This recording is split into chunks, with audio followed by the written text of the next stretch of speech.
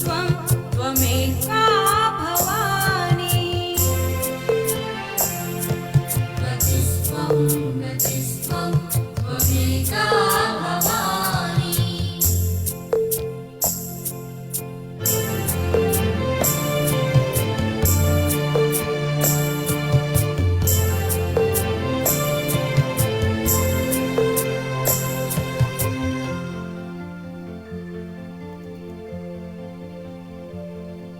न जानामि पुण्यं न जानामि तीर्थं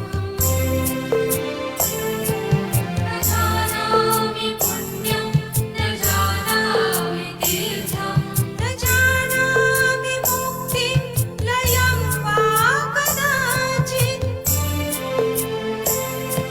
न जानामि मुक्तिं लयं वा कदाचित् न जानामि भक्तिं व्रतं वापि मातः न जानामि भक्तिं व्रतं वापि मातः गतिस्त्वं त्वमेका भवानी गतिस्त्वं त्वमेका भवानी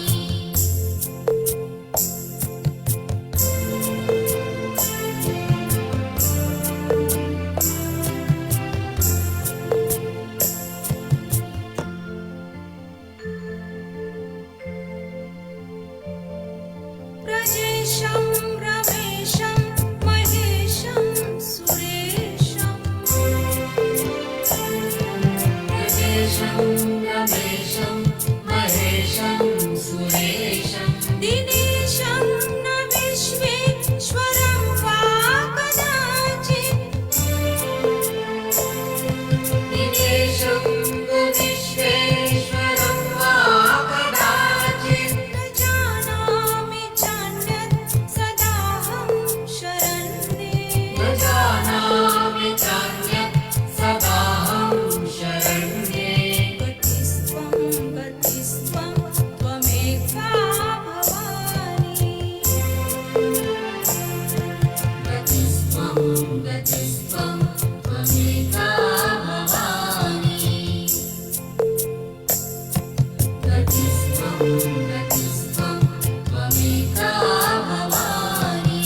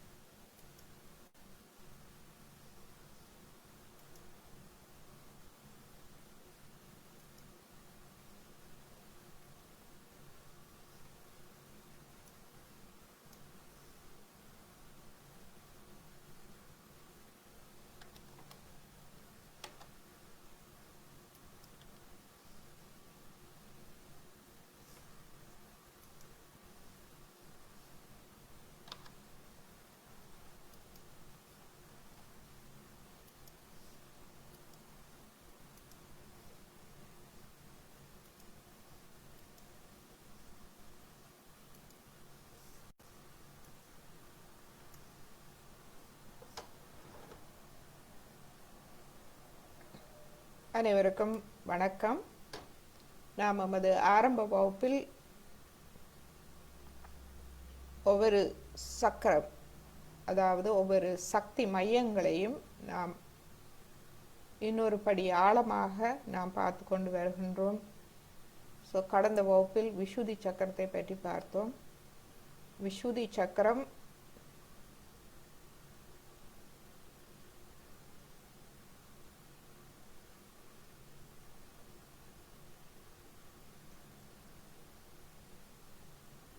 அதாவது நாம் விஷுதி சக்கரம் எமது ஆத்ம ஆளுமையை நாம் வெளியில் எவ்வாறு வெளிப்படுத்துகின்றோம் என்பதை என்னும் திறனை எமக்கு தருவதுதான் விஷுதி சக்கரம். நாம் இந்த தியானம் மூலமாக உள்முகமாக வளர்கின்றோம். உள்முகமாக எமக்குள் நிறைய நல் மாற்றங்கள் ஏற்படுகின்றது. இந்த நல் மாற்றங்களை நாம் எவ்வாறு வெளிப்படுத்துகின்றோம்? எமது பேச்சு மூலம், எமது நடத்தைகள், செயல்கள் மூலம், நடை, உடை, பாவனை அனைத்தின் மூலமாகவும் நாம் இந்த ஆத்ம ஆளுமையை நாம் வெளிப்படுத்துவதே இந்த விஷுதி சக்கரமாகும்.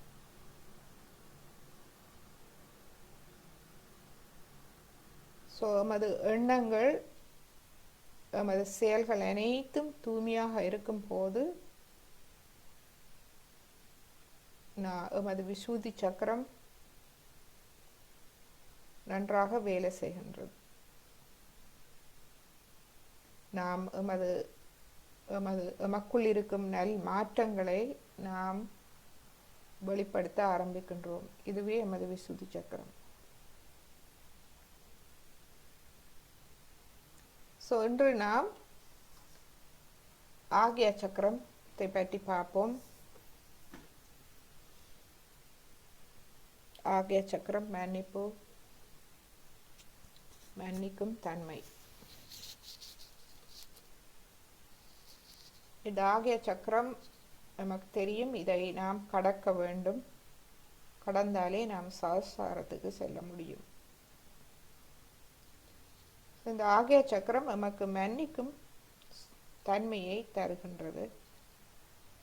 அது மட்டுமல்ல, எமது தவறுகளும் அனைத்தும் மன்னிக்கப்படுகின்றது. நாம் மற்றவர்களை மன்னிப்பதோடு எமது தவறுகளும் முழுமையாக எம்மோடு தொடர்பான அனைத்து கர்மங்களும் இந்த ஆக்ஞா சக்கரத்தில் உறிஞ்சப்படுகின்றது. நாம் எமது ஆக்ஞா சக்கரத்தை கடக்கும் போது எமது கர்மாக்கள் அனைத்திலிருந்தும் நாம் விடுபடுகின்றோம். எமக்கு விடுதலையே தருகின்றது. எமது கர்மங்களில் இருந்து விடுதலையை தருகின்றது. நமக்கு நாம் விஞ்ஞானத்தில் படித்திருக்கின்றோம், ஒவ்வொரு தாக்கத்துக்கும் மறு தாக்கம் உண்டு.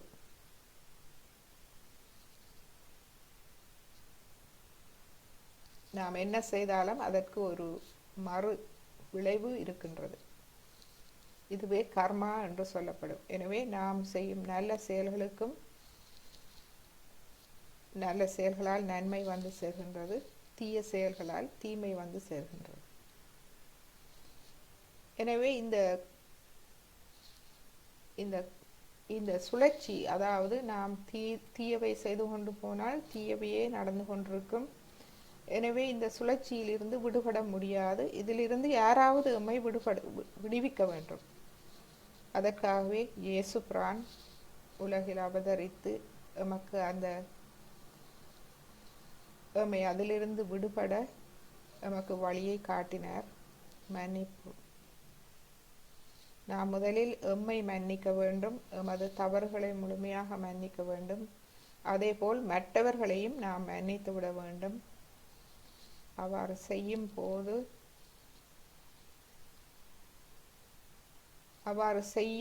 செய்தால் நாம் மிகவும்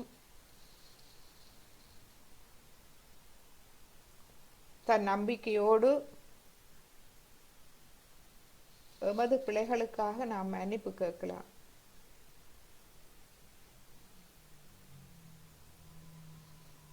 முதலில் நாம் எம்மை மன்னிக்க வேண்டும், மற்றவர்களை மன்னிக்க வேண்டும். மன்னித்த பின்பு அந்த தூய உள்ளத்தோடு நமக்கே தெரியாமல் எவ்வளவோ கர்மாக்கள் நாம் செய்திருப்போம், தெரிந்தோ தெரியாமலோ செய்திருப்போம், இது தவறென்றே தெரியாமல் செய்திருப்போம். அனைத்து கர்மாக்களிலிருந்தும் எம்மை விடுவிக்க நாம் வேண்டிக் கொள்வோம்.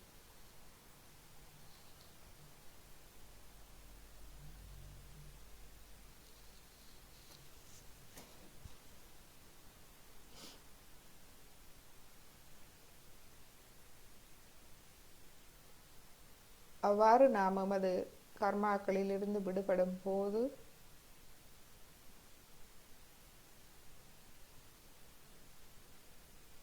நாம் அமைதி அடைகின்றோம்.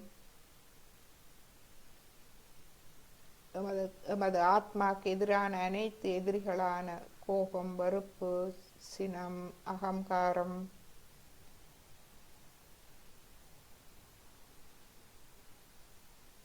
பேராசை,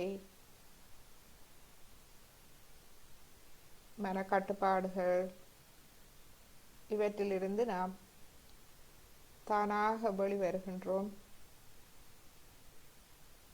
அவற்றிலிருந்து நாம் வெளிவரும் போது ஆத்மாவின் உன்னதத்தையும் ஆத்மாவின் கண்ணியம், தாராள மனப்பான்மையை நாம் உணரக்கூடியதாக இருக்கின்றோம். எனவே இந்த ஆக்யா சக்கரம் நமது சம்சாரத்துக்கு நாம் செல்ல முன்பு நாம் கடக்க வேண்டிய சக்கரம். இதை நாம் எவ்வாறு கடப்பது? முதலில் நாம் எம்மை மன்னிக்க வேண்டும். நாம் தவறுகள் செய்திருக்கலாம், குற்ற உணர்வு இருக்கக்கூடாது. குற்ற உணர்வின்றி எம்மை முழுமையாக மன்னித்து தன் நம்பிக்கை நமக்கு அவசியம், சுயமரியாதை அவசியம். ஓம், நான் தவறு செய்திருக்கின்றேன், ஆனால் இப்பொழுது உணர்ந்து விட்டேன், அதிலிருந்து நான் விடுபட்டு முன்னேறுவேன். இந்த முன்னேற்றத்தில் நாம் தனியாக இல்லை. எமது குரு ஸ்ரீ மாதாஜி அவர்கள் எம்மோடு இருக்கின்றார். அவர் முன்பாக நாம் வளர்கின்றோம். அவர் எமக்கு தேவையான பலத்தையும் ஞானத்தையும் தந்திருக்கின்றார். எனவே அதை தன் நம்பிக்கையோடு எம்மில் முழு நம்பிக்கையோடு நாம் இதை சொல்ல வேண்டும். தாயே, தங்கள் அருளால் நான் எனக்கு தேவையான அனைத்து பலம் மற்றும் ஞானம், அறிவு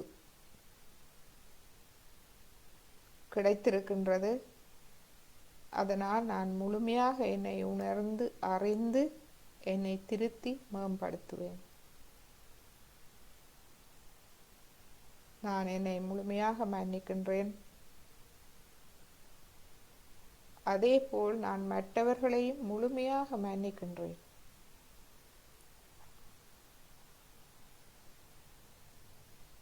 மற்றவர்களையும் நீங்களே முழுமையாக பொறுப்பேற்றுக் கொள்ளுங்கள் தாயே.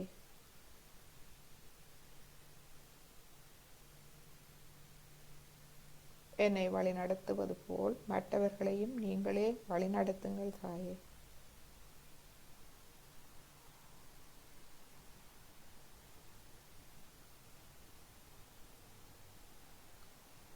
நான் தெரிந்தோ தெரியாமலோ செய்த தவறுகளை மன்னித்து விடுங்கள் தாயே.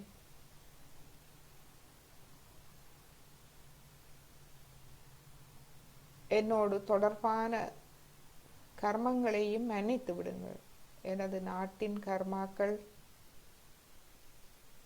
எனது முன்னோர்கள் செய்த கர்மாக்கள், அதனால் எனக்கு ஏற்பட்ட பாதிப்புகள், என்னை தொடர்ந்து வரும் கர்மாக்கள், எனது முற்பிறப்பில் நான் செய்த கர்மாக்கள், எனது சமூகத்தின் கர்மாக்கள்,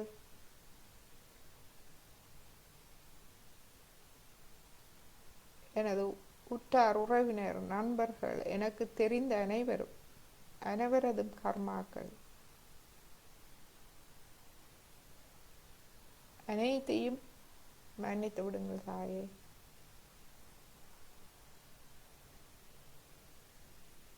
நான் எனது தவறுகளால்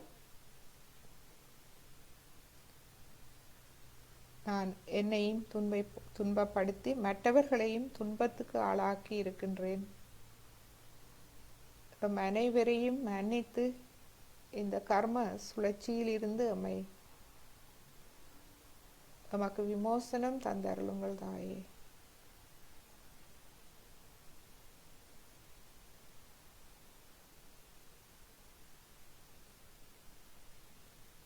இனிமேல் நாம் இந்த தவறுகளை செய்யாது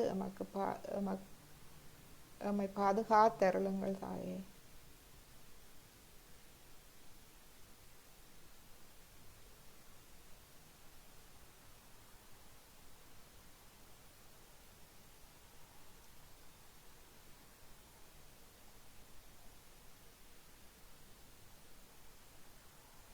கடைசியாக ஸ்ரீ மாதாஜி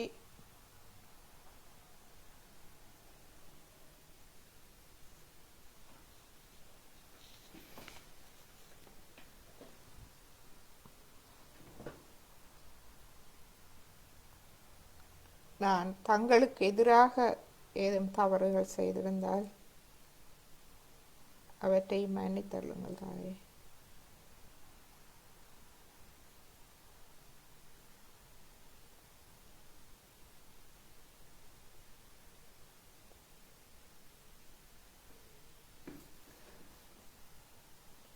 ஓ அன்னையே, இதுவரை நாங்கள் உங்களுக்கு செய்த தவறுகள் எதுவானாலும்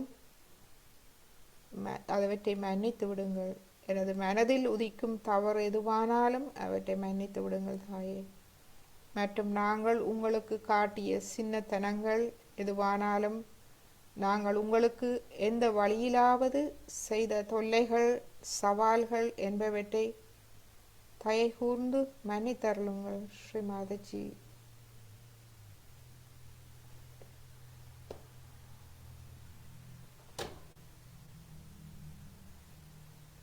நாம் தங்களை குருவாக ஏற்றுக்கொண்டோம். நீங்களே எமது தெய்வீக குரு ஆவீர்கள். குரு மட்டுமல்ல, தெய்வீக தாயும் ஆவீர்கள் தாயே. நாம் பிள்ளைகளாக தங்களுக்கு ஏதும் தவறுகள் செய்திருந்தால் அவற்றை முழுமையாக மன்னித்து விடுங்கள் தாயே.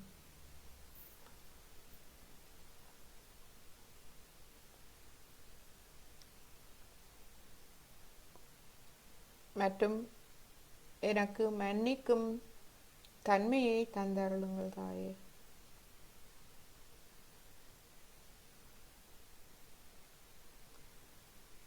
சகஜ யோகாவிற்கு இன்னும் வராதவர்களை மற்றும் வந்தும் வெளி எல்லையில் நிற்பவர்கள், வந்த பின்பு விட்டு போனவர்கள், வருவதும் போவதுமாக இருப்பவர்கள் அனைவரையும் நான் மன்னிக்க எனக்கு அருள் புரியுங்கள் தாயே.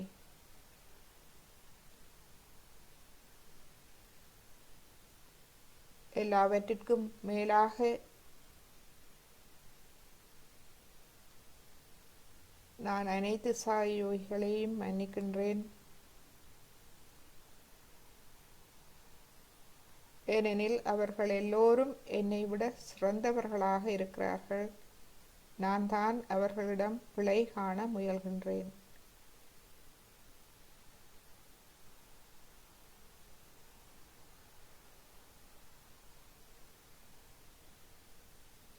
என்னை நான் முன்னேற எனக்கு அருள் புரியுங்கள் தாயே.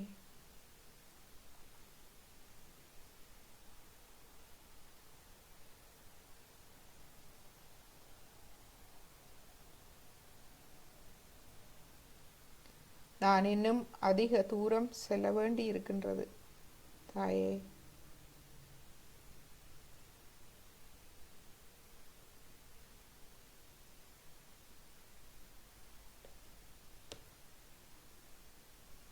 எனக்குள் நான் எனது கண்ணியத்தையும் எனது ஆத்மாவின் கண்ணியத்தையும் மேன்மையையும் உணரச் செய்யுங்கள் தாயே. அந்த கண்ணியம் மேன்மை எனக்கு முழுமையான பணிவை தரட்டும். எனது ஆகிய சக்கரத்தில் முழுமையான பணிவை தரட்டும். அன்பு, கருணை, பணிவு, மன்னிக்கும் சுபாவம் என்பவற்றை எனக்கு தரட்டும் தாயே.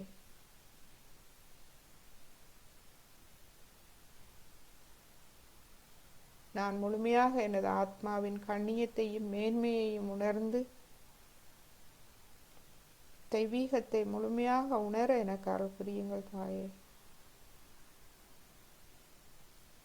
தெய்வீகத்துக்கு முழு பணிவை எனக்கு தந்தருளுங்கள். நான் முழுமையாக எனது ஆத்மாவுக்கு தலை வணங்க எனக்கு அருள் புரியுங்கள் தாயே. நான் எனது ஆத்மாவுக்கு முழுமையாக சரணடைகின்றேன்.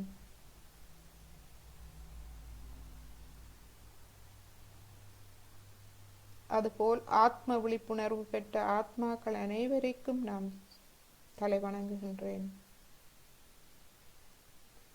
எனக்குள் இருக்கும் நல்லொழுக்கம், ஆத்ம ஆளுமைகள், தர்மம் அனைத்துக்கும் நான் தலை வணங்குகின்றேன். அனைத்து அவதாரங்கள், புனிதர்கள் அனைவருக்கும் நான் தலை வணங்குகின்றேன். பரம்பொருளுக்கு தலை வணங்குகின்றேன்.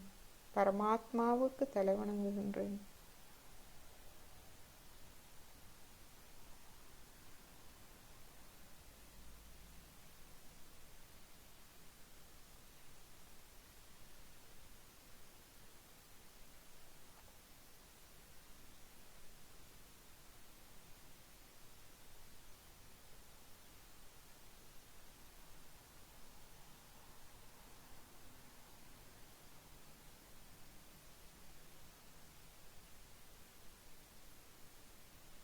இந்நிலையில் நாம் கவனிப்போம். நாம் இப்பொழுது தியான நிலையில் இருக்கின்றோமா? எமது மனதில் எந்த ஒரு எண்ணங்களும் இல்லை. இனமும் எண்ணங்கள் வந்தால் வலது கையை நெற்றியில் வையுங்கள். நெற்றியில் வைத்து மீண்டும் நாம் சொல்லுவோம், தாயே, நான் முழுமையாக எனது ஆத்மாவுக்கு, எனது ஆத்ம விழிப்புணர்வுக்கு தலை வணங்குகின்றேன்.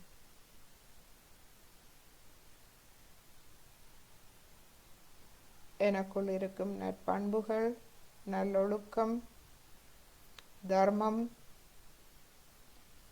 என்பவற்றுக்கு நான் தலை வணங்குகின்றேன்.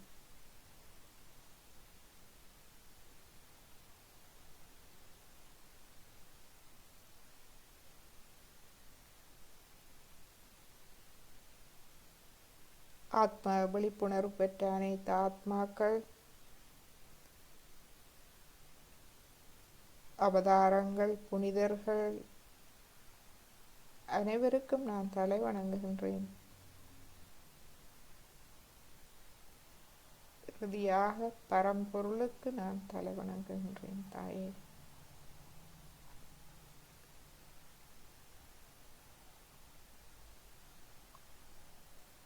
எனக்கு ஆத்ம விழிப்புணர்வை தந்து நான் ஒரு தூய ஆத்மா என்று என்னை உணர வைத்து, நான் பரமாத்மாவின் ஒரு அங்கம் என்று என்னை உணர வைத்து, எனக்கு பரபிரம்மத்தை காட்டிய தாய் ஸ்ரீ மாதாஜி அவர்களுக்கு நான் முழுமையாக தலை வணங்குகின்றேன். எனது குரு ஸ்ரீ மாதாஜிக்கு நான் முழுமையாக தலை வணங்குகின்றேன்.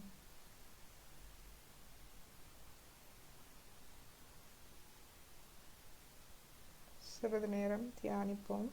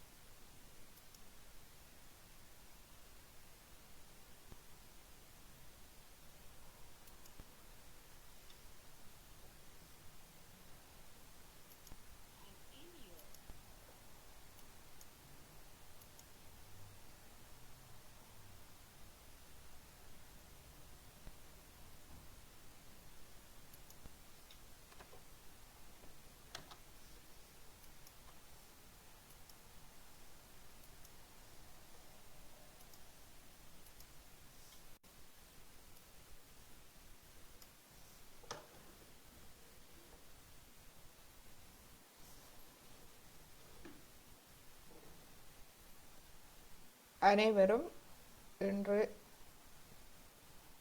கவனியுங்கள். நீங்கள் இந்த எண்ணங்கள் இல்லாத தியான நிலைக்கு செல்ல முடிகின்றதா என்று.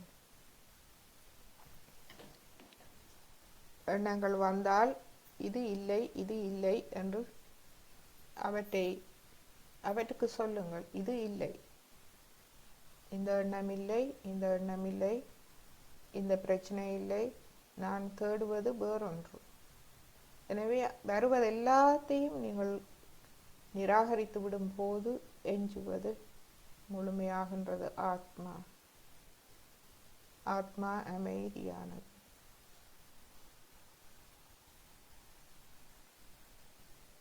ஆத்மா எம்மை உள்ளுணர்வுகள் மூலமாக வழிகாட்டுகின்றது. இந்த உள்ளுணர்வு ஆத்மாவின் வழிகாட்டலை நாம் உணர்வதற்கு அமைதி அடைய வேண்டும். இந்த தியான நிலை முக்கியம்.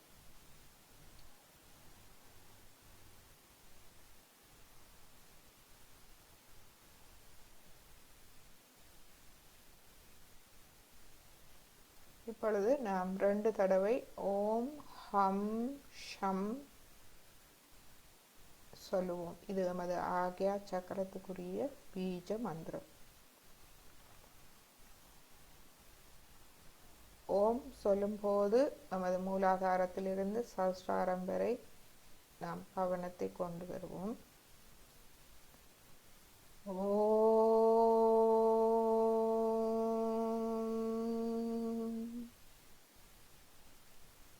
ஹம்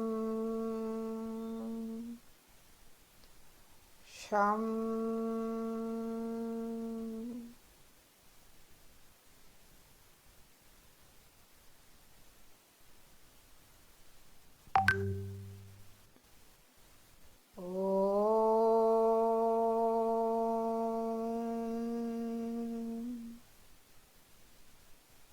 ஹம்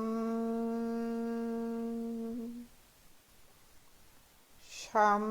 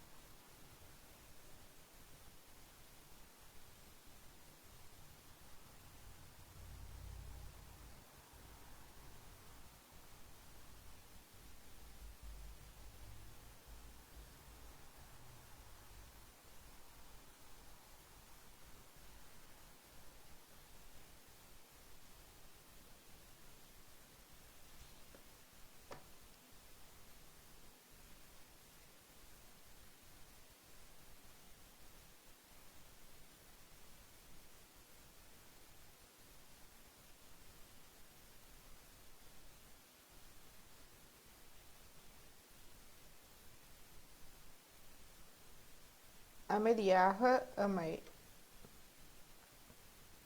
முழுமையாக ஸ்ரீ மாதாஜிக்கு திறக்க முடிகின்றதா, வெளிப்படுத்த முடிகின்றதா? எமது இருதயம், மூளை, நாடி நரம்புகள், சக்கரங்கள், சஹஸ்ராரம்,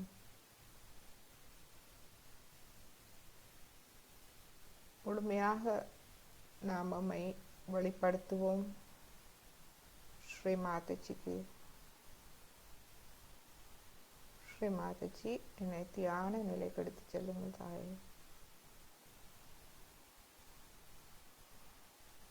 தேவை ஏற்பட்டால் ஹம்ஷம் மந்திரம், ஓம் ஹம்ஷம் மந்திரம் 2-3 தடவை சொல்லிக்கொள்ளுங்கள்.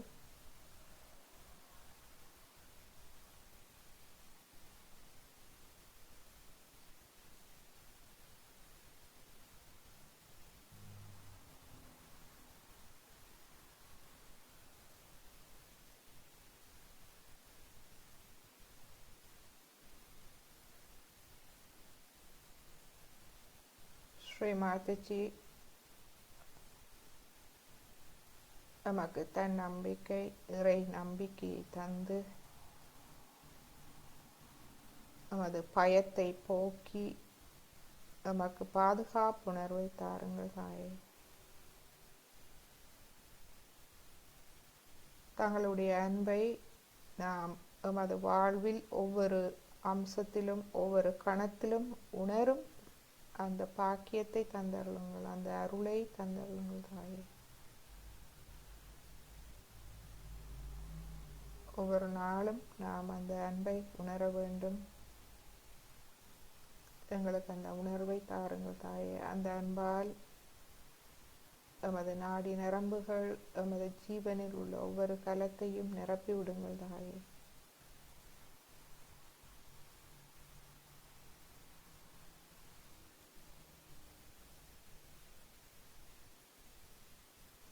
எனது கடந்த காலம், எதிர்காலம், எனது மமகாரம், அகங்காரம் அனைத்தையும் நான் சரணாகதி செய்கின்றேன்.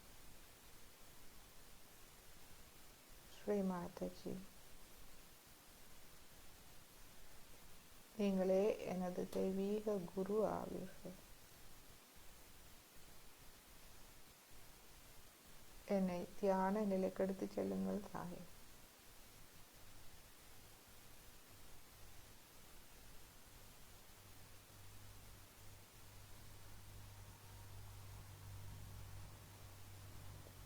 தியான நிலைக்கு தடையான அனைத்தையும் மன்னித்து விடுவோம்.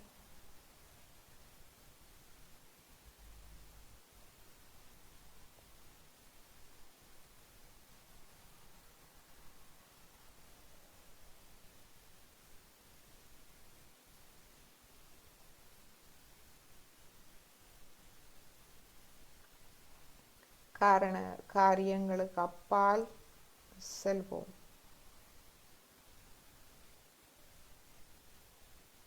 அனைத்தையும் மன்னித்து எமது கவனத்தை தலை உச்சி குளிக்கு எடுத்து செல்லுவோம்.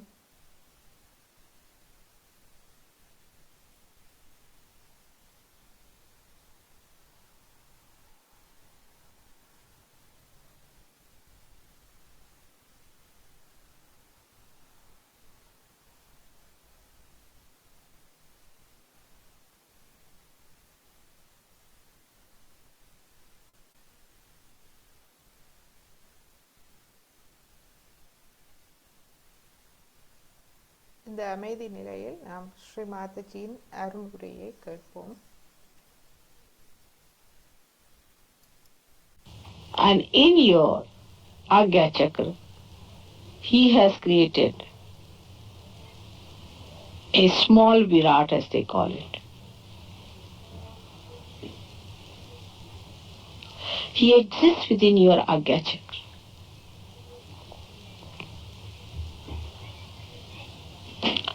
This sacrifice is very, very significant, and though it is gross, in subtle it has happened. To take the awareness through this center of Agya was done by Christ by his crucifixion. He came as a gross person, just like a gross human being. His body died but did not die, because that body was also made of that imperishable divine vibrations, as you call it, radiations, or this Brahma. They did not die. And that's why the body did not die. And he resurrected with his body. He had to die to show that the body, though dies, can be saved. That's why he had to be crucified. Otherwise, he could not have shown you. But it was experimented in the Vaikuntha, as you call it, that he died and then resurrected to show that this does not die. Krishna has said, Nainam chidanti shastrani, nainam dahati pavaka. It is not killed by any weapon, neither it is burned by any fires, nor it is blown by any wind. Na chainam kledayantapo na shosayati maruta. Neither, nothing can suck it. That spirit is he. When they saw him being resurrected, then they started saying, oh, he was the one. Then his disciples believed him. What ignorance! What darkness! What darkness! It's like telling an ant about human civilization.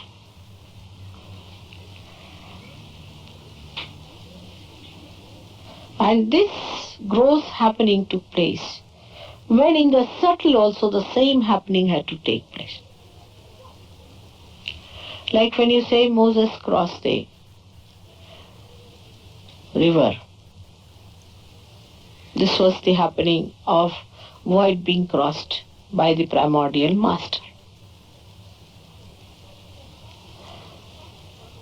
So in the subtle, whatever is done is expressed in the gross in this manner. And this is exactly what happened when Christ was crucified. But again, you cannot crucify him. Now he has become Ekadasha Rudra, as described. The 11 Rudras, as you know very well. These are all the powers of Shiva given to him. Up till now, till he was born, Krishna had given him his powers, and that he became Mahavirat. He was even placed above Krishna. But now, when he will come, he'll be bestowed with the destructive powers of Shiva, 11 of them. One is sufficient to finish all the universes.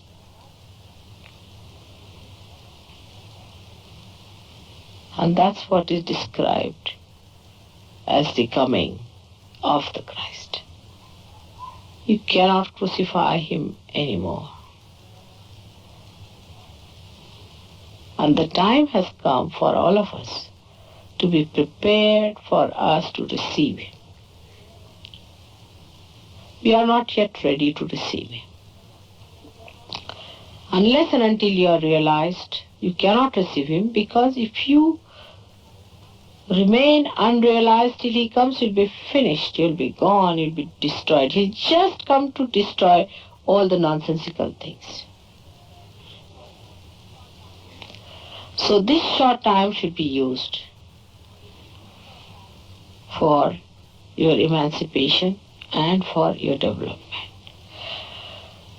But when we think of Christ, how human beings, you see, put up pretensions, all kinds of pretensions, you see. Like they enact how Christ was crucified. They'll wear all the beautiful jewels and everything, and they will enact. It's mockery going on. If you have to really come to resurrection, then you must awaken Christ within yourself in the Argachak. If you cannot do it, all this enactment, even I've seen some people in Spain, they say, are enacting as crucified. I mean, this is mockery going on in this world. We are living with pretensions and falsehoods. All these things are going to take us nowhere. We have to face ourselves. We have to awaken Christ within ourselves. We have to bow to Him in full understanding of how great He is. On the contrary, we always bend towards people who are pretentious, who make a circus out of Him. It's a mockery going on everywhere.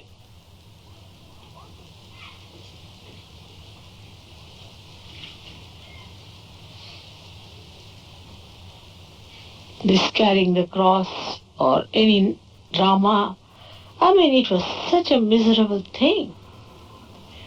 And to enact it, I don't know why people want to do that. I just can't understand. I can't bear it. But I mean, if you have feelings, you can see within yourself. It cannot be a ceremony, a ritual.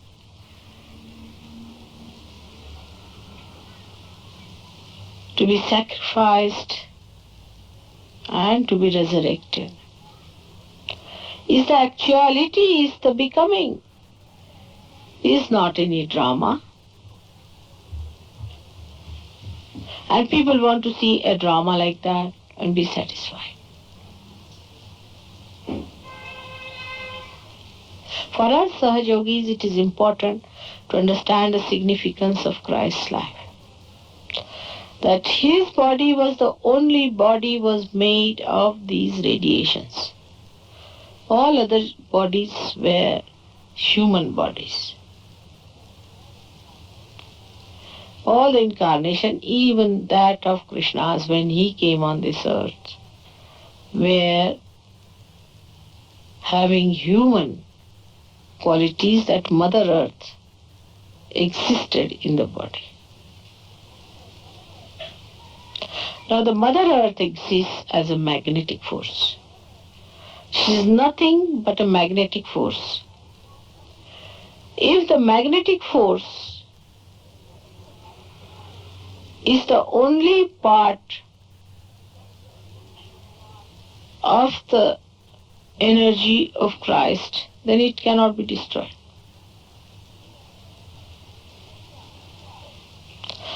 But we are, as we human beings are,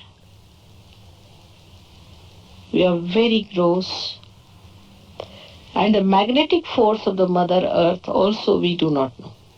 We do not feel it within ourselves. The day we start feeling that magnetic force within us, we'll give up all these nonsensical movements of extremes. We'll settle down into our gravity. But we are not even sensitive to that magnetic force as the birds are. After realization, you do become subtle enough to feel that magnetic force.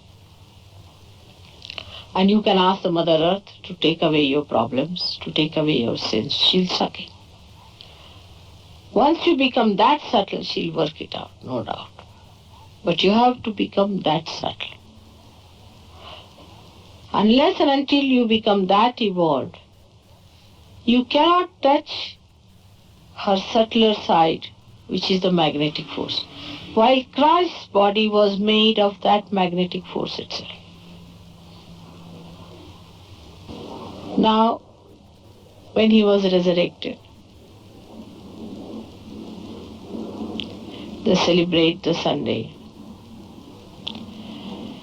Because as you have seen that he has millions and millions suns and he's made of sun. He's the essence of sun.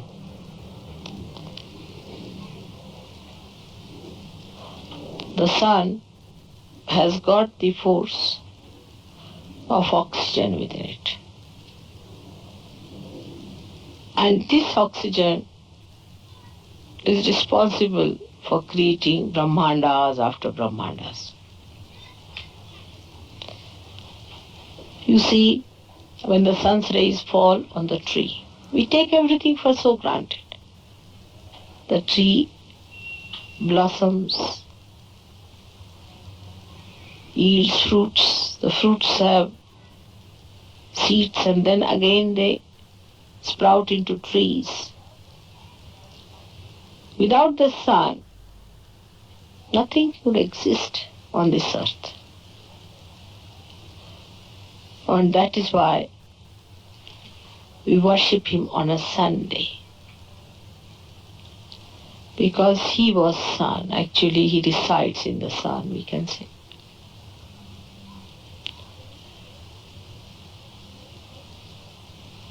Now, when we go to the left,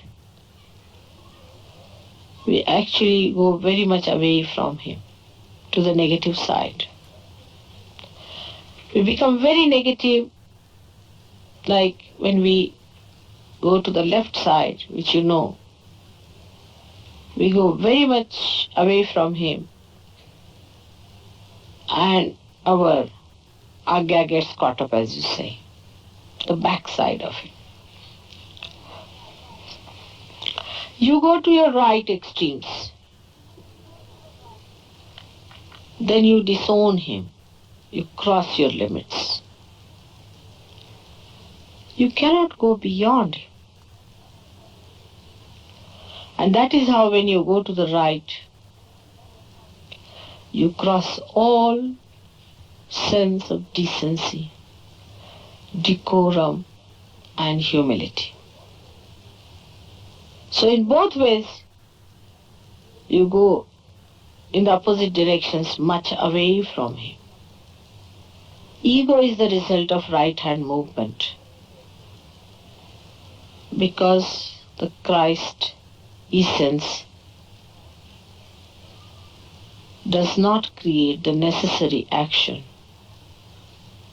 on people who move too much to the right, and also on the left. So on one side he fights the left side, the superego, on the other he fights the ego in human beings. That's why you have seen, if you are possessed, you have to take the name of Christ. Only his name can take you away from your possessions. Lord's Prayer has got all the essences to take away the possessions. But not Lord's Prayer said by any Dick, Tom and Harry. He is to be connected with Lord Jesus Christ. Then only if you say it has an effect, and such a mantra is an awakened mantra.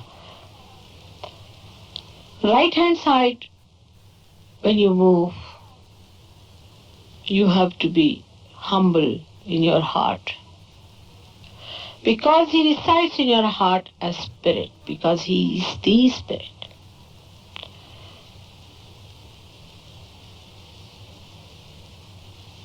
And this spirit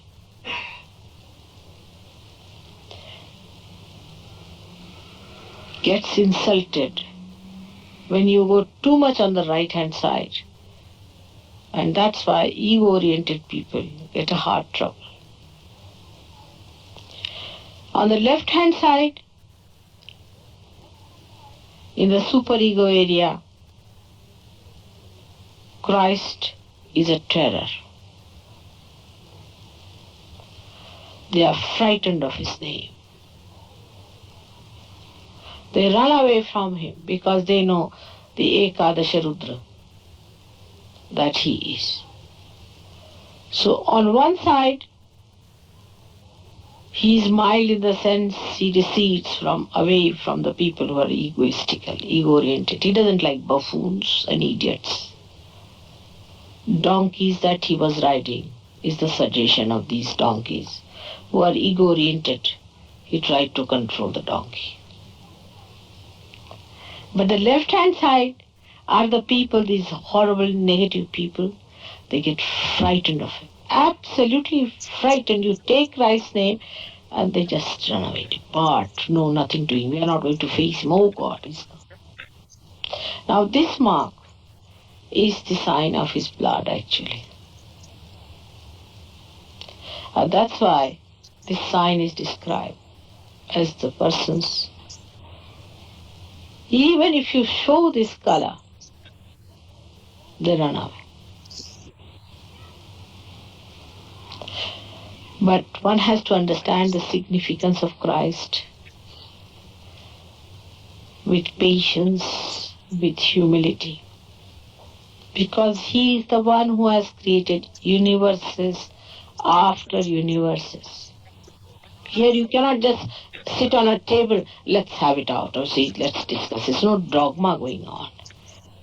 He is a living God, and living God cannot be discussed by human beings. You have to become superhuman beings to discuss him, to understand him. And the more you rise, the more you are filled with awe. Oh God.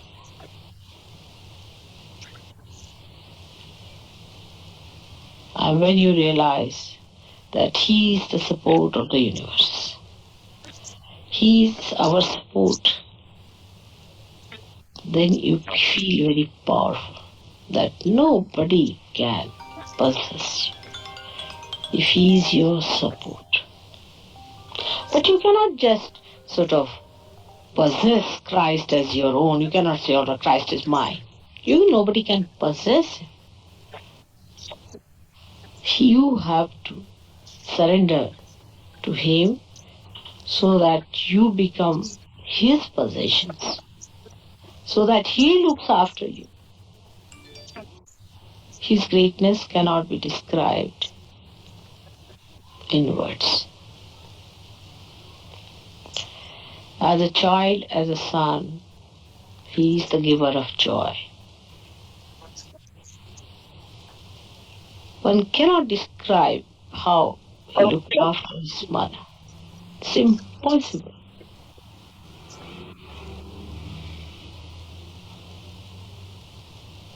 No words can describe the understanding of Christ for his mother.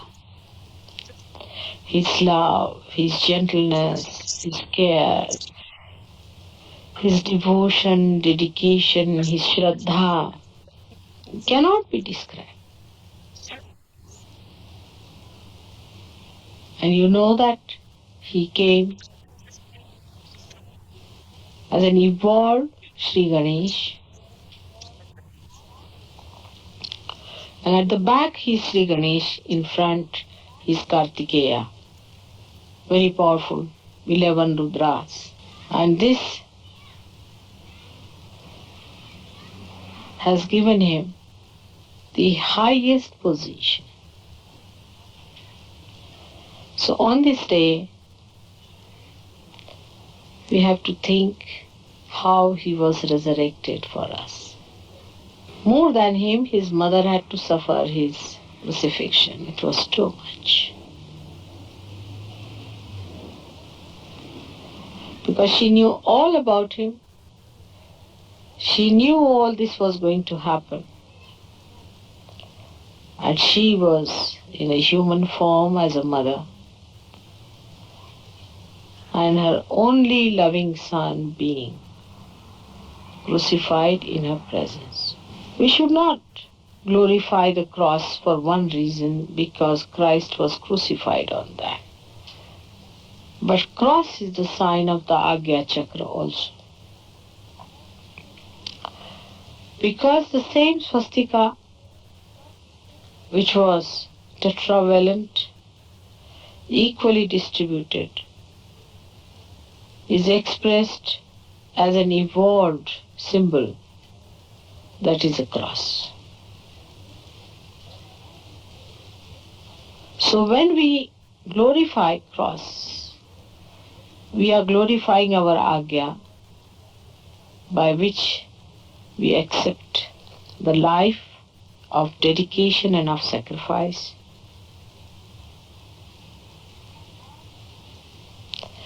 And if we look forward after the cross, we know that it is resurrection. And the resurrection that you are going to actualize in this lifetime. But now give up all nonsensical ideas about your seekings and useless ramblings. Seeking means not knowing about anything but becoming something. For that, Christ crucified himself. He resurrected himself so that you all could be resurrected. So, you have to today thank him for giving you the lead of resurrection. And in this lifetime only you are going to be resurrected, and you are going to see with your own eyes your resurrection as the disciples saw the resurrection of Christ. This is being all promised, and this must happen to all of you. So we should rejoice and be happy that the time has come for a mass resurrection. And such a great event we are facing, we are such fortunate people. Give up our small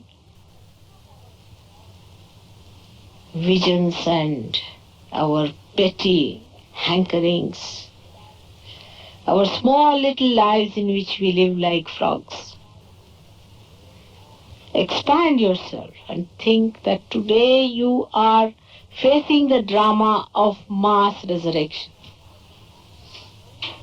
Not only that, but you are maneuvering it. So rejoice and be happy that what Christ did 2000 years back, today we are going to do it. That's why Easter is a special day for all of us. It's really a very special day, because in our lives the death has died and we are resurrected. May God bless you all.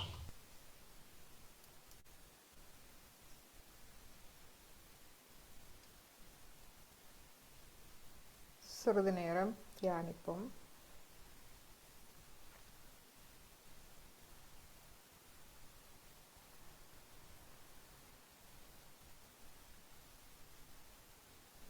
முக்கியமாக ஆகிய சக்கரத்தில் உயிர்த்தெழுதல், அதுவே முக்கியமானது. உயிர்த்தெழுதல் என்பது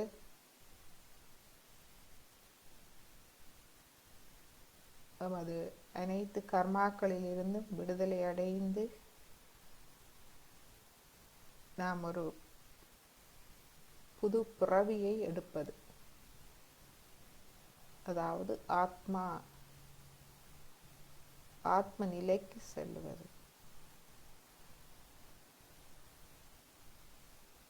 நமக்குள் இது பேசுவது மட்டுமல்ல, இது நமக்குள் நாம் அந்த மாற்றத்தை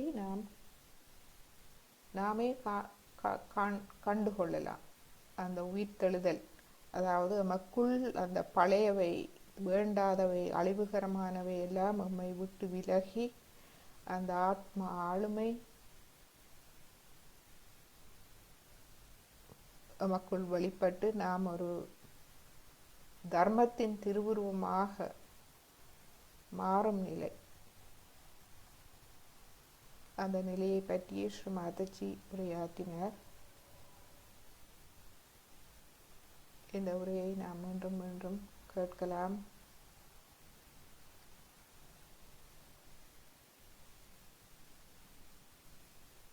அந்த ஆத்ம முன்னேற்றம், அந்த பரிணாம வளர்ச்சி, அதற்கு நமக்கு உதவுபவர் ஆகிய சக்கரத்தில் ஸ்ரீ ஜெயசுப்ரா.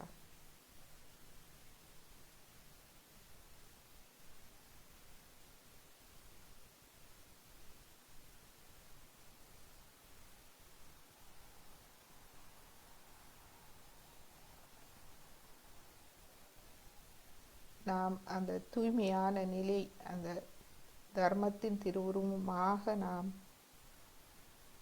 உண்மையாக மாற்றமடைய வேணும். ஆத்ம ஆளுமைகள் நமக்குள் இருந்து முழுமையாக ஒளிர வேண்டும். அந்நிலையை நாம் அடைந்தாலே, அந்த தூய்மையை நாம் அடைந்தாலே சஹஸ்ராரம் என்பது இறைவனுடைய ராஜ்யம். அதற்குள் நாம் நுழைய முடியும், சஹஸ்ராரத்துக்கு செல்ல முடியும்.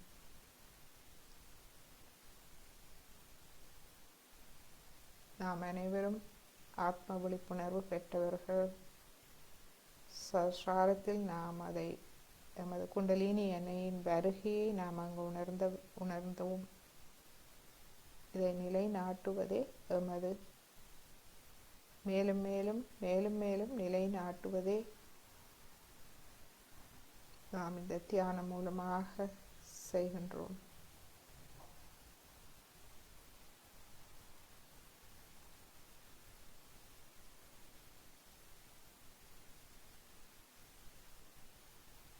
இப்பொழுது ஒரு பாடலை கேட்டு நாம் இன்றைய தியானத்தை முடித்துக் கொள்வோம்.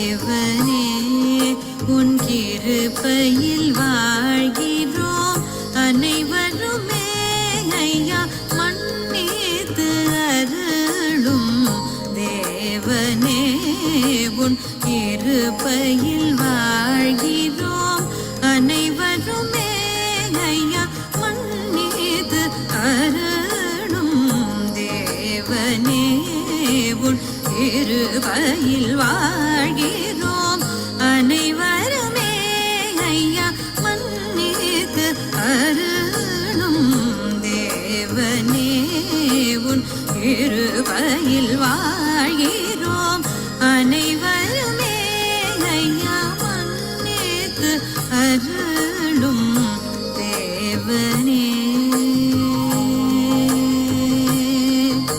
தேவனே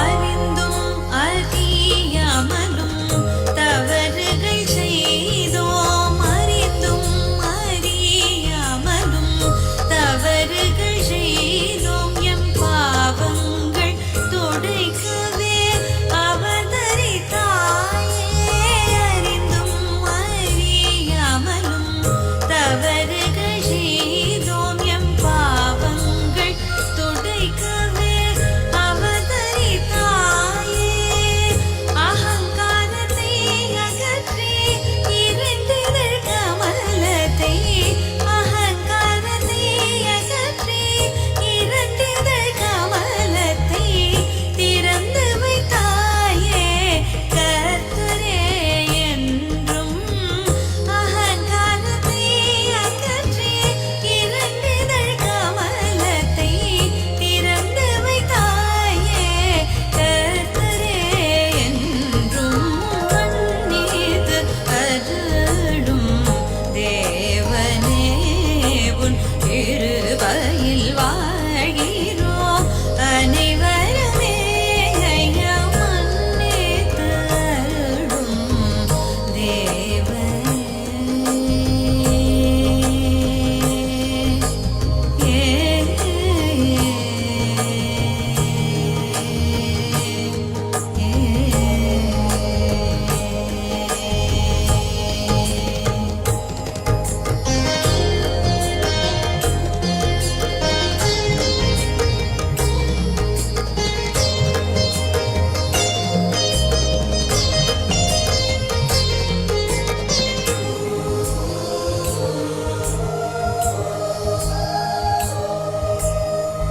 சிலுவையில் அறைந்த கொடுமை செய்தியோரை சிலுவையில் அறைந்த கொடுமை செய்தியோரை மன்னிப்பாய் என்று பிரார்த்தனை செய்தவரே மன்னிப்பாய் என்று பிரார்த்தனை செய்தவரே எல்லோரும் தூய ஆத்மா என்றறிய நாம் எல்லோரும் தூய ஆத்மா என்றறிய உயிர் தெழுந்து அனைவர் முன் காட்சி தந்தாயே எல்லோரும் தூய ஆத்மா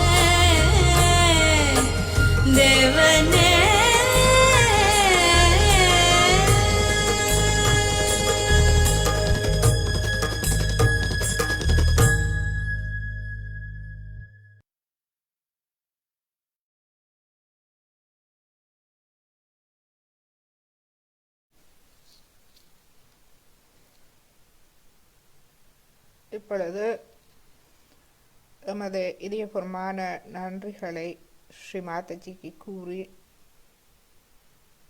எமது இதயபூர்வமான அனந்த கோடி நன்றிகளை ஸ்ரீ மாதாஜி கூறி இன்றைய தியானத்தை முடித்துக் கொள்வோம். ஸோ எமது ஆகிய சக்கரம் எமது அகங்காரம், மமகாரம்,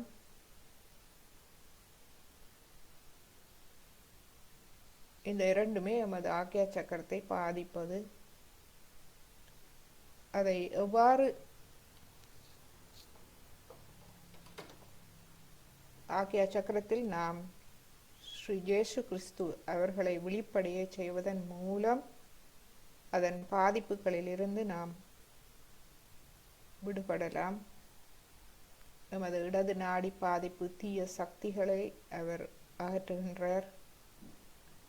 கடந்த காலத்தில் இருந்து விடுபடுகின்றோம். எதிர்காலம் வலது நாடி அகங்காரத்திலிருந்து எம்மை விடுவிக்கின்றார். ஸோ இந்த உரையை நாம் மீண்டும் மீண்டும் கேட்கலாம்.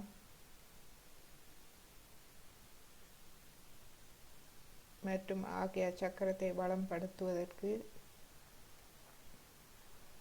மன்னிப்பு, எம்மை மன்னிக்க வேண்டும், மற்றவர்களை மன்னிக்க வேண்டும். எமது தவறுகள், எம்மோடு தொடர்பான கர்மாக்கள் அனைத்துக்கும் நாம் மன்னிப்பு கேட்கலாம்.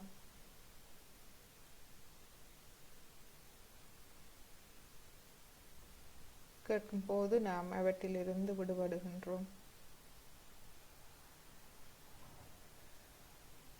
இப்பொழுது குண்டலினி எண்ணெய் எழுப்பி கவசம் இட்டுக் கொள்வோம். முதலாவது தடவை,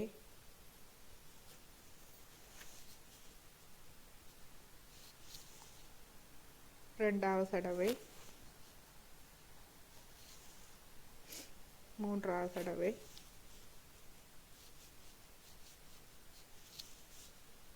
கவசம் மூலாதாரம், சுவாதிஷ்டானம், நாபி, பவசாகரம், இருதயம், விஷுதி, ஆக்யா, சாஸ்வர.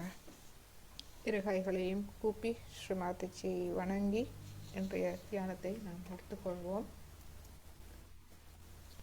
மற்றும் ஃபேஸ்புக், சூம் அன்பர்கள் அனைவருக்கும் எமது அன்பான நன்றிகளும் வணக்கங்களும்.